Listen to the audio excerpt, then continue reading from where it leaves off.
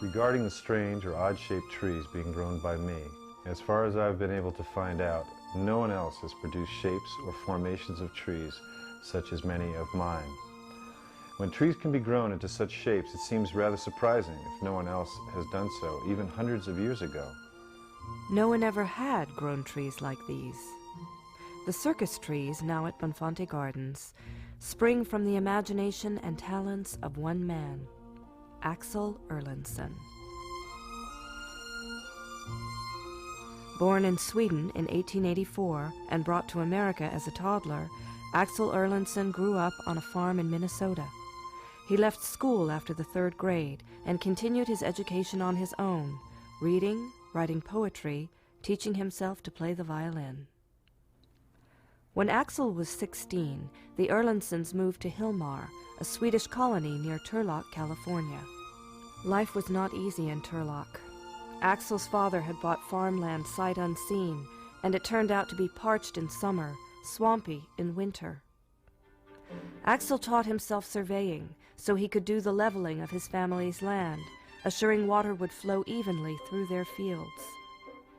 He helped work his brother's farms and honed his mechanical skills tinkering with his 2 motorcycles, an Indian and a Harley-Davidson. To pump water from low-lying areas on his family's land, Axel designed and built an ingenious windmill. Though he lived in his parents' home well into his 30s, Axel eventually scraped together enough to buy a Model T Ford and build his own house. At age 38, Axel drove to St. Louis, Missouri, to marry a woman he had known only through correspondence.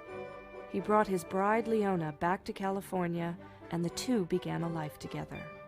He planted trees next to their house, and as they grew, Axel developed a new talent. He had all these skills, and when he noticed that trees grafted naturally, one branch to another, he was fascinated by this, and I think he saw this as an opportunity to create something unique, something of himself. And he began grafting trees. He began experimenting with branches. This is the 4-legged giant tree, the oldest tree in the collection. Axel started this tree as first on the occasion of his daughter's birth. Planted 4 sycamores, brought them together at the top, and grafted them together into one tree.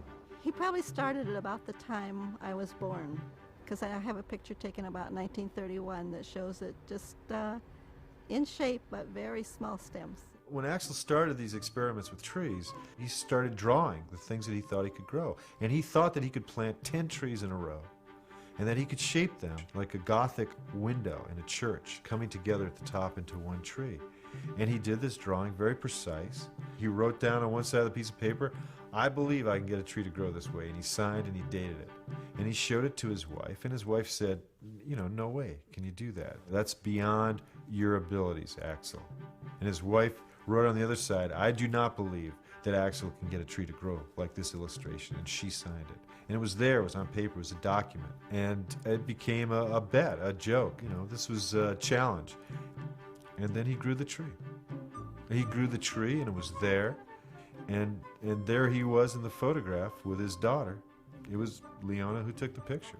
The Leona who ate crow, and I had to document and memorialize the fact that Axel was right, that Axel could do it. He started the trees when they were real young, and he would shape them, water them, and work on them to train them. It took a lot of time, and it took a lot of patience. They had to be held in place until they were strong enough to stand on their own. He was very meticulous in how he built his gizmos to make his trees take the shapes that he preferred them to take. One idea brought him to the next idea, and one success brought him to the next success. But he also had, in the course of time, developed an eye that allowed him to really read the tree and its growing layers and matching those growing layers with other growing layers. In September of 1945, Axel bought 3/4 of an acre in Scotts Valley, California, dug up his trees, and hauled them to their new home on the back of a flatbed truck. He camped in a tent while he surveyed the land and carefully replanted his trees. He built a tall wooden fence around the property and a house for his family. Axel had himself photographed under the four-legged giant and made a promotional postcard. In June 1946, when it was clear the trees had survived the move, Axel opened the Tree Circus. If you had come here 40 years ago, you would walk beneath the sycamore arch tree. Axel would come, open the gate, charge you 25 cents, and take you into the Tree Circus to show you his creations. My father didn't tell anybody how he did it. That was his trade secret. Well, the children anyway, he would tell them, I just talked to them. Axel's art flourished during the Scotts Valley years as his designs became more intricate and fanciful. Attendance at the Tree Circus was not a great indicator of his success, because attendance was always low, and it was always disappointing, the number of people who came. Though few actually attended the Tree Circus, the press began to notice Axel's work. Axel had hoped that an article in Life magazine would lead thousands to his door, but in fact business picked up only for a couple of years.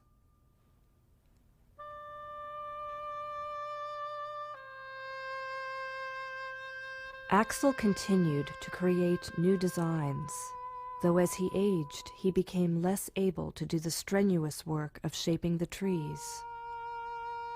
No longer able to care for his creations, Axel Erlandson sold the Tree Circus in 1963.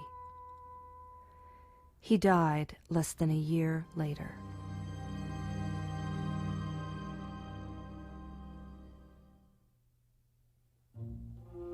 Axel pioneered an art form that anyone can experiment with, anyone can explore. And I think that people seeing Axel's work, hopefully what they'll say is, I might be able to do that. And I hope people do it. And I hope people try.